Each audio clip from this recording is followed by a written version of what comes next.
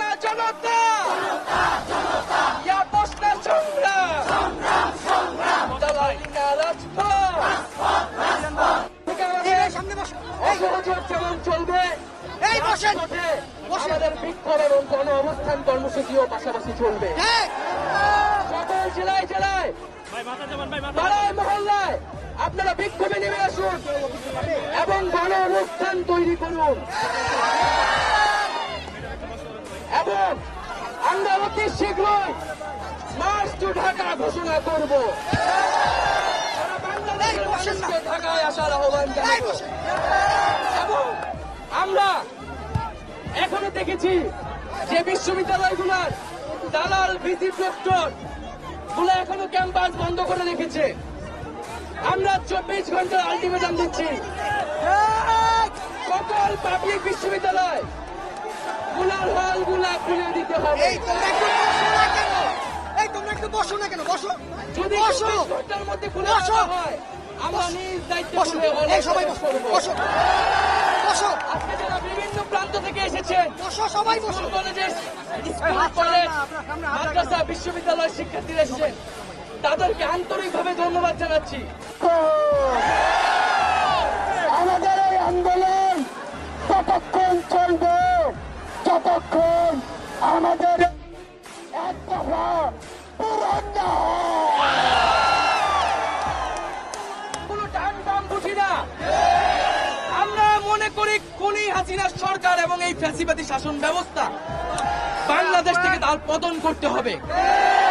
তার জন্য একটা ঐক্যবদ্ধ বাংলাদেশ গড়ে তুলতে হবে। সকল দল মত ধর্ম নির্বিশেষে আমাদেরকে এই ঐক্যবদ্ধ জায়গায় আসতে হবে। এখানে যাতে কোনো ধরনের বিভক্তি করার সুযোগ সরকার না পায় সেই সুযোগ যাতে আমরা সরকারকে না দেই। বন্ধুগণ, আজকে এই শহীদ মিনারে অনেকে অনেক দূর প্রান্ত থেকে এসেছে, আমরা তাদেরকে ধন্যবাদ জানাই এবং আমাদের সাথে আমাদের অভিভাবক শিক্ষক নাগরিক প্রতিনিধিরাও এসেছে, আমরা তাদের সংহতির জন্য তাদেরকে ধন্যবাদ জানাই। আমরা তাদের কথা খুব সংক্ষেপে শুনবো।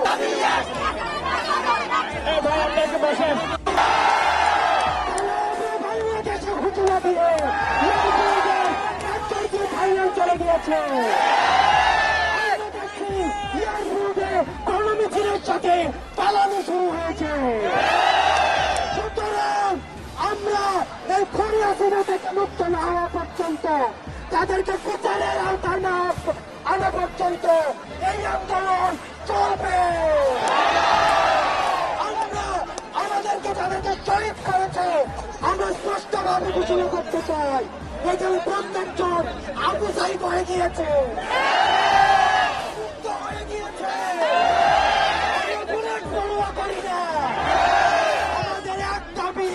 আমাদের আন্দোলন আজকে এমন আমরা যেদিন আন্দোলন থাকে এই আন্দোলন থেকে এমন করে যেতে পারবো সেই দিন আমাদের আন্দোলন শেষ হবে। তোমাদেরকে 17-18 বছর যাবৎ ভোট দিতে দেয় না, তোমাদের সম্পদ বিদেশে পাচার করে প্রধানমন্ত্রীর পিয়ন হয় 400 কোটি টাকার মালিক, আইটি হয় 1000 কোটি টাকার মালিক, মানুষকে খুন করে। এত কিছুর পর তাদের রক্ত পিপাসা মিটে নাই। তারা আমাদের সন্তানদের হত্যা করেছে, শত শত সন্তানকে। এই শত শত সন্তানকে হত্যা করে হাজার হাজার মানুষকে আহত করে, শিশুদের হত্যা করে, আমাদের ছাত্রদের বুকে গুলি চালিয়ে এখন বলে এখন আবার আন্দোলন কিসে? উনি বলেন উনি নাকি স্বজন হারানোর বেদনা বুঝে, উনি কারো স্বজন হারানো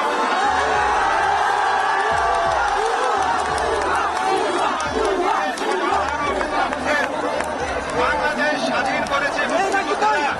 উনি মনে করেন শুধু ওনার বাবা স্বাধীন করেছে, বাংলাদেশের মালিক উনি।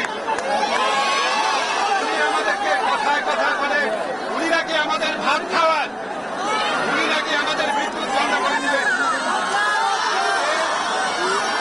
আজকে আমি এখানে এসেছি আমাদের তরুণ প্রজন্ম, আমাদের জেনারেশন জি, তোমাদের প্রতি আমার শ্রদ্ধা জানানোর জন্য, তোমাদের প্রতি এই জাতির কৃতজ্ঞতা জানানোর জন্য।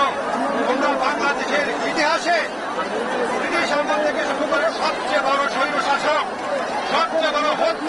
শাসকের বিরুদ্ধে রুখে দাঁড়িয়েছ, তোমাদের জয় সুনিশ্চিত।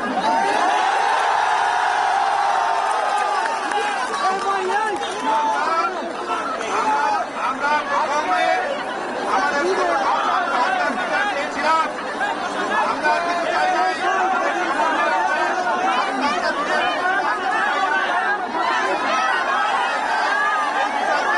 কারণ খুনি নিজের বিচার নিজে করেন না।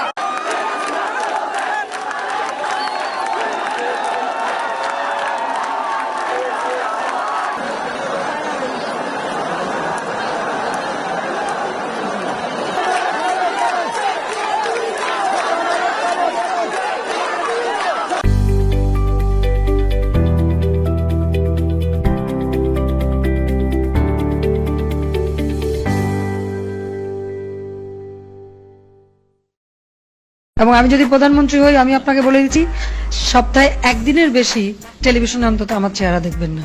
তাদের কষ্ট আর কেউ না বুঝুক, আমি তো বুঝি। স্বজন হারা বেদনা নিয়ে আমি বেঁচে আছি। আমি তো বুঝি আপনাদের বেদনা। আমার তো প্রতিনিয়ত এই বাপ মা ভাই বউ এদের হারানোর ব্যথা নিয়ে আমাদের চলতে হয়। আমি জানি একজন আপনজন হারালে কি কষ্ট হয়। আমি তো বাবা মা সব হারিয়েছে, আমি তো জানি হারাবার ব্যথা কত কষ্ট। আর আমি তো গোটা